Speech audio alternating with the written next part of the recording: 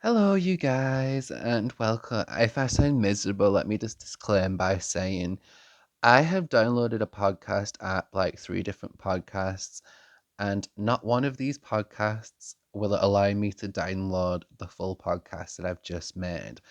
I have filmed this podcast three times this particular episode, and I've had no luck. So, if anybody knows any legitimate, useful podcast apps, please do let me know. And I do apologize that there is no information popping up on the screen. There's no pictures popping up on the screen. I do apologize about that. It's just these podcast apps are shite. They are shite. So if anybody knows any good podcast apps that are legitimate that do work, please let me know. And onto the podcast, ladies and gentlemen. This is Unveiling Evil, Episode 1, The Case of Paige Doherty, with me, Suha St. Michaels. And thank you for joining me. And without any further ado, let's begin. So, on the 18th of April 2000, Paige Doherty is born in Whitecrook, Clivebank, to her mother Pamela, and I'm not sure who her biological father is. I do know that Pamela is with a new guy. She's been with him for a while, and he was Paige's stepdad named Andrew. I don't know biologically who her father was. Also, at the time, Paige did have two younger siblings, and after the sad and tragic passing of Paige, Paige's mother Pamela did go on to have two other children. Paige was also the oldest child out of all her siblings. Paige's mother, Pamela, described her as a best friend, and friends of family described Paige as incredibly well mannered, compassionate. She was very generous. She had time for people. She was always friendly, approachable. She was just an all around sweet girl who had a heart of pure gold. She loved going out with her friends. She loved doing her makeup. She loved switching up her hair. She was a girly girl. She loved taking selfies. She could often be seen pouting in these selfies. Just your average 15-year-old girl for the time of 2016. She was very much a girly girl. Paige was very petite for her age. Um, she was very small too. And she did face some bullying in high school from peers, but although she was small in stature and very petite, Paige always stood her ground. She always had a backbone. She always stood up for herself. She did not let people walk all over her. So although she was small, she definitely had her opinions, and she was a young woman who wasn't going to let people just walk all over her. But majority, Paige was absolutely a darling to be around. She was such a sweet girl. She was happy. She had plenty friends. Plenty of people knew her. The community adored her. Just a very sweet and pleasant young girl. So Paige had a Saturday job where she was working part-time at a hair salon. Obviously, she couldn't be employed full-time because she was still in school. She was only 15 years of age. So this case begins on Saturday, the 19th of March 2016. Now, the night prior, which is Friday, the 18th of March 2016, Paige had actually stayed over at her friend's house, and they both got up early the next day to attend work. They both had part time jobs, which required an early start. And Paige's friend at the time that she stayed with said that it was just a normal morning. Her mother was making them both a packed lunch to take to work, and they both set off to work. It just seems like a normal, regular day. Now, one thing to note about Paige's characteristics and personality is she was always a very much a communicative person. She had a lot of friends. She always kept in touch with them on social media. She loved Facebook. She loved Instagram. She loved Snapchat. She would always text people, phone them. She was never the kind of person that would miss a phone call, miss a message, ignore people. She would always get back to you sooner or later. And I do want to say, bear this in mind, guys, because this is going to come into relevance a little bit later on. So, a little bit later on, Paige's friends, some of her family, but mostly her friends at this particular point in time, became worried about Paige because people couldn't get hold of her. She wasn't responding to messages, she wasn't responding to phone calls.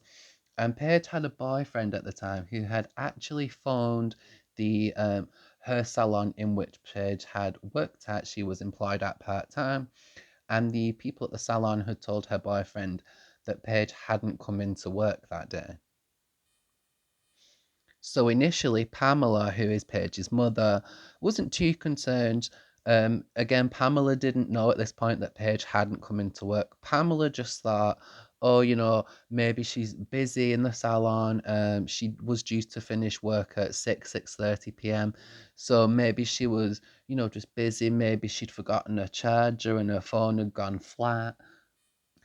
Maybe she'd nipped to a friend's house. Maybe she'd gone to a party afterwards because, let's face it, it was a Saturday night and a lot of people underage drink. I know I did at that age. So she could be anywhere. Like, panic hadn't really set in, cause for concern hadn't set in. There was no real need to worry at this point yet. But there were some friends, some family, and obviously her boyfriend that were becoming slightly concerned for Paige's welfare and whereabouts because there was friends and family sending her messages and Paige wasn't responding, which again is incredibly unlike Paige. We know that Paige responds to everybody. And this behavior just seemed to be the complete diametrical opposite of how Paige actually was. It just seemed completely off. Very much so unlike Paige.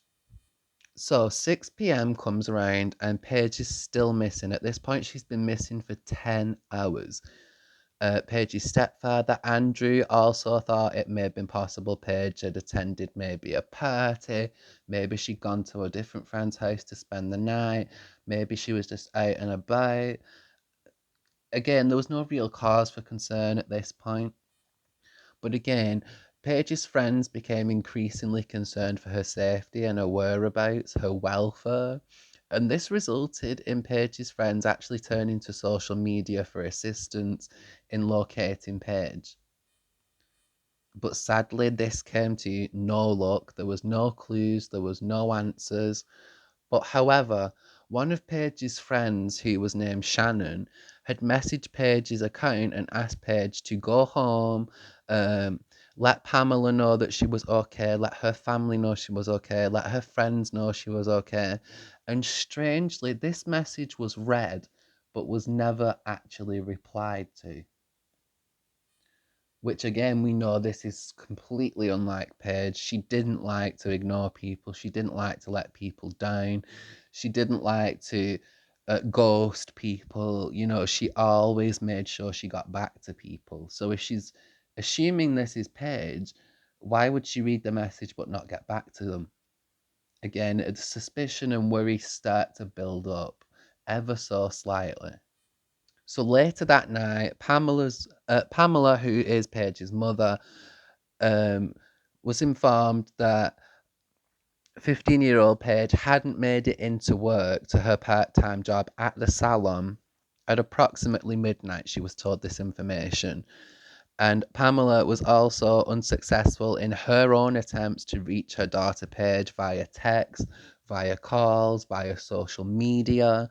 It was very much completely out of character. And if anything, it was the complete diametrical opposite of how Paige is or would be expected to be. So at this point, Paige is then reported to the police as a missing person case. And she was considered to be a missing persons case because there was no telltale signs of a crime scene. There was nothing that suggested something bad had happened. There was nothing to suggest that an actual crime had taken place or that something bad had happened to Paige. Just because a young child doesn't show up into work doesn't mean that something bad's happened. But however, something bad did happen, which we will get into a little bit later on. So searches began to locate Paige. There was posters made with Paige's face on them, asking people for information. There were social media posts, there was on foot searches, there was in-car searches to help locate Paige. However, all search attempts for Paige were completely unsuccessful, resulting in the police making a decision to up their investigation that bit more because they were finding absolutely nothing. The public were finding absolutely nothing. It was as though this girl had gone to work that Saturday morning and just vanished into thin air, which we know people don't just vanish into thin air. So something has happened to this young girl. But what has happened? Where is she? Where is Paige Doherty? So, at a later time, the police decide that they are going to search Paige's home address just to see if they can find any useful information, anything that may help them out, but this is unsuccessful. Shortly thereafter, a local businessman who owned a newsagent shop had said that he had seen Paige entering the local deli shop, which was known as the Delicious Deli, which is pretty much just a food shop. And this owner, who was named Ashi Ahmed, who owned the newsagents, told the police that he'd spoken to Paige that morning, just a casual chat, and Paige had said she'd see him later on, and she had actually entered the deli.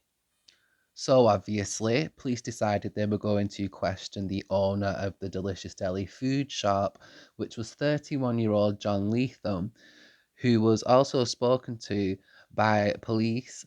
Um, and he stated that Paige was a regular customer at the deli where she would come in and she would buy a hot breakfast, typically a roll, and she would leave. She was never in there really all that long. She just ordered her food, waited until her food was ready, got her food, and was straight out to work because she would need public transport in order to get to work.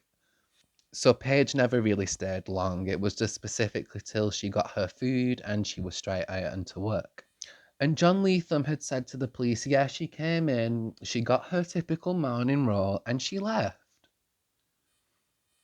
So the police decided to locate the two buses that Paige Doherty would be known to travel on. I think it was two buses and a different form of public transport that she had that but they managed to speak to the bus drivers, get they actually managed to locate the passengers on the bus, spoke to them, and they managed to get the CCTV from the bus, our buses, and these were unsuccessful. The bus drivers hadn't seen or talked to Paige. There was no passengers that had seen or talked to Paige. There was no CCTV of Paige on any of these buses. And also, there had been no potential or positive sightings of Paige. There was no leads, no evidence, no nothing at this point. Everything was still up in the air. People had no idea what was going on. And all people wanted to do was simply find this 15-year-old girl who'd seemingly gone to set off to work, gone to the deli, picked up a breakfast, left the deli, and dropped down a hole and disappeared. So at this point, we are now 3 days into the search for Paige, and the police decide that she is still a missing person, but they're going to move her up to from just a normal missing persons case now to a high risk missing persons case. And they also began to fear that maybe she could possibly be found deceased, maybe she was injured, maybe something had happened to her. But obviously, with no leads, no evidence, no sightings, no nothing, no there was no activeness on her social media, there was no nothing. So they didn't know. There was only purely speculation at this point, which I think was it must have been heartbreaking and gut wrenching for the family of Paige to cope with, wondering where is the daughter, especially Pamela, wondering where is her daughter, is she okay? What the hell's going on? Because this was unlike Paige. Paige made sure she never missed a message, a phone call, a text. And if she did, she would always get back to people. So Pamela at this stage began to notice that something was off. Perhaps mother's intuition, I don't know, but she just knew something was not right here. Because this situation that was going on was the diametrical opposite to how Paige is. Of course, she knows her daughter inside and out, all around like an open book. You know what I mean? She knows her daughter better than anybody else. And she's starting to get these really strong, intense feelings that something just is not right. So police decide that their investigation is again going to step up a notch, and police and special searches and special forensics teams and officers again decided they were going to search Paige's family home, which again was unsuccessful. There was nothing found there that was of use, that was of value. Again, drawing a blank. So shortly thereafter, tragically, a body of an unidentified woman had been found in the Clivebank area. However, the body was unidentified at this stage, and there was also three girls, including Paige, that were missing in the area around the time. I believe it was Paige, a brunette girl, and a blonde girl. So even though a body had been found, the family still had hope. Her friends still had hope because it's a 1 in 3 chance that it's Paige, which I suspect is what you would want to do as a family, isn't it? If you have a loved one that's gone missing and an unidentified body turns up, you would grasp onto that last bit of hope, wouldn't you? Of like, I hope it's not my child. There's a 1 in 3 chance opportunity that this is my child. You would grab onto every bit of hope that you could. Police investigating services and forensic teams were able to conclude that the body that had been found in said location in Clivebank had actually been dumped there. This young lady had not been killed at this particular scene. It was specifically just a dumping site. So forensic examinations began, and it was resulted, and I took a quote out of a documentary I watched, and the forensic lady had said, quote, this was the worst injuries they had ever seen in their career. And these are professional people, you know, you train for a long, long time for these kinds of jobs, and they're saying this was the worst injuries they had ever seen. And I imagine that forensic teams, investigating services, and police have seen some pretty horrific things. And to say that this was the worst is pretty telling of just how serious this was. The forensic team also went on to say that there was increasingly brutal neck injuries. There was severe and serious injuries to her upper body, mainly the left side of her neck, the left side of her face, and the left side of her head. There was also considerable amounts of blood staining and blood present on the unidentified young lady's body and her clothing. And obviously, Paige's family were informed about this discovery because Paige is one of those three missing girls, and it's a 1 in 3 chance that this is Paige. Now, I do believe that the other brunette girl that went missing was found, and the other blonde girl was found later on that night. So sadly, this meant that more than likely this body was of 15-year-old Paige Doherty. And horrifically and tragically, Paige's mum Pamela and her stepfather Andrew were actually asked to come in and identify the body. Paige's body had to be identified via a screen, and because of the injuries to the left side of her, specifically her neck, her face, and her head, they tilted her head slightly away from the view of Pamela and Andrew. And Pamela said later on in an interview that Paige just looked like she was peaceful. She just looked like she'd gotten out of the shower, and she was sure it was Paige. So tragically, know that this body had been positively identified as that of 15-year-old Paige Doherty, the police decided that they were going to up the investigation from a missing persons case, a high risk missing persons case, to a murder investigation. And therefore, a hunt for a child killer began because she was a 15-year-old child. Police began to put out numerous appeals on TV, on the news, to the public, asking for them to come forward with any information, with any leads, with anything they may know. Speculation amongst the community had started to rise. There was a whole lot of tension, there was a lot of uncertainty, there was a lot of fear. Just think about it. This young girl had seemingly just started her day normally, was on her way walking to work, had gone into the delicious deli, had presumably bought her morning roll and headed straight out and gone to work. And somewhere along the line, she'd been killed. This sent people into a frenzied panic, and people didn't want to let their children outside because Christ knows what was going to happen. Could their child be next? Like, there's a killer on the loose, not only a killer, but a child killer. The community was in complete panic. And also, there was no information, there was no new leads, there was no new suspects, there was no anything that they could go off, anything that they could use. There was absolutely nothing, which again adds even more fear into the community because the police have nothing other than this brutally murdered child's body who's got horrific injuries that forensic teams are describing as the worst injuries they've ever come across. So Paige Doherty was taken for a post-mortem, and it was determined that this poor young girl had 61 stab wounds. 43 stab wounds to the neck, specifically the left side of Paige's body and her neck, from her neck upwards. And she had 85 slash and lacerations. 85.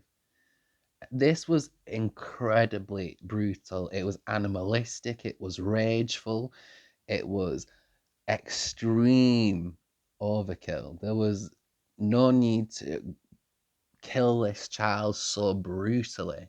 You know, like I've seen in a lot of documentaries, I see a lot of people say it only takes one good stab wound to the right place to kill somebody, not 61 stab wounds in one area, 41 in another, and 85 in another. That is suggests complete overkill and complete rage and complete frenziedness and animalistic attack. The savagery of it. And again, at this stage in the investigation, police, investigative services, they're struggling to gain any form of information. And ultimately, police decide that they're going to re interview the people that they've spoken to, mostly focusing on the Delicious Deli shop owner, John Leatham. He was 31 years old at the time. He had a wife, a new baby. He was new to the area, kind of. He'd only lived there. He'd owned the business Delicious Deli since 2013, but he'd only officially moved up to White Creek in Clive Bank in 2015, so he hadn't been there that long. The police investigating services also decided that they were going to re examine the buses and the footage from the buses, and people who knew Paige, talk to the family again, talk to anybody that may know anything. A complete re examination, reanalysis of everything, just to see if there was anything that they missed. Because at this point in time, there was absolutely nothing other than a young girl who had been brutally, savagely, and animalistically attacked and murdered and just dumped. And that was it. Absolutely nothing else to go off. So the only option that they had that was logical in their mind was to re interview, re examine, fact check, in another word. And finally, police and investigating services had a breakthrough. Police re-examined Paige's trip to the deli shop via the CCTV footage that was provided from, I believe, Ashia Ahmed's shop, because the Delicious Deli, I don't think, had CCTV, but Ashia Ahmed owned a newsagent store that did have CCTV that does show 15-year-old Paige Doherty entering the Delicious Deli, but she's never seen leaving, which starts to bring up a hell of a lot of red flags because John Leatham had originally told the police, Oh yeah, she came in casually, got her morning roll, and she just went off on her way to work. So surely, if John Letham's versions of what he's saying happened was true, surely if she did leave the deli, it would be on CCTV, but it never was. And as a result of this information, this caused John Letham to become a high person of interest in this case. Adding further suspense to Paige's disappearance and her murder, police were able to find out that the Delicious Deli shop owner, John Letham, had had the shutters down around 10 minutes after Paige had entered the shop, which is unusual because it was not his opening hours were pretty much like a 9 to 5. It was completely unusual for him to be shut so early. He was shut during opening times, basically, which is suspicious because why are you shutting your business down for a period of time when you're supposed to be open? Also, John Lethem can be seen via the CCTV footage acting strangely. Mostly he's seeming to be in a panic slash a rush, but why? He's also seen running away from the Delicious Deli to retrieve his car. John Lethem had also made a trip to the newsagent store and he'd picked up some other things we're going to talk about a little bit later on. But there was a scene on the CCTV footage where we see John Lethem carrying a black duffel bag and dumping it in the boot of his car. Now, I want you guys to put a pin in that because the duffel bag and the duffel bag's contents will come in to play a little bit later on.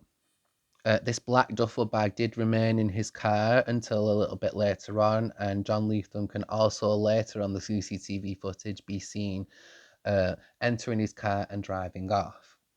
It is incredibly suspicious, it is incredibly eerie, it is incredibly ominous, it is incredibly insidious, it is just incredibly strange. And so police decided to brace themselves for the arrest of John Lethem in regard to the murder and disappearance of 15-year-old Paige Doherty. And Paige's family were informed. They were not told his name, but they were told in a nutshell, listen, this man is local. You do know this man kind of, but not quite. Pamela later stated in an interview she didn't know him that well, but she knew who he was. And shortly thereafter, it was announced to the public that 31-year-old Delicious Deli shop owner John Lethem had been arrested, and the community was shocked. But the community was also given a sigh of relief because they were hoping that finally they got the right guy and finally this child killer was off the street. So, as I mentioned before, he'd opened the Delicious Deli in 2013 and he moved to the area in 2015. He was also described as a friendly and approachable guy, a successful business establisher, a family man. He was married at the time, he had a newborn baby. Whilst in custody, John Lethem decided that he was going to claim innocence. Also, whilst he was detained in police custody, John Lethem was informed that there would be a forensic search of the Delicious Deli, and there would also be a warrant to search his home and to search his car, but there was no obvious bloodstaining or signs of a crime or a disturbance found on those initial searches.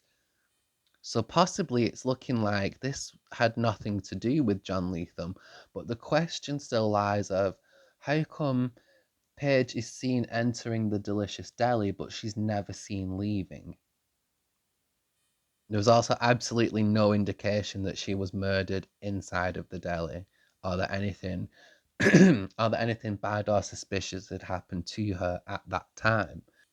Again, Ashi Ahmed, who owned the newsagent shop on the same row of shops that the Delicious Deli was based on, he told police that shortly after Paige had entered the deli, that is when the shutters had come down. Again, looks incredibly suspicious. because the shutters were down during opening hours, and also this girl can be seen entering your shop, the Delicious Deli, but she's not seen leaving. Also, strangely enough, a woman had told police that she had seen John Leatham with blood on his face. However, John Leatham had an excuse ready to go, and he told this woman, "Oh, it's just a nosebleed." Shortly after this, John Leatham was seen entering into the newsagent. You can see this on the CCTV footage. He's running towards the newsagent shop. He's in quite a rush. He seems quite frantic. And it was later reported by Ashi Ahmed that somebody else had served him, and that John Leatham had bought bleach, antibacterial wipes, duffel bags, and this resulted in yet again another forensic search of the delicious deli. But however, this search was a much more thorough and in-depth search. And this second search of the deli was successful. Police investigating services and the forensics team were actually successful in finding evidence that something sinister had happened, something ominous had happened.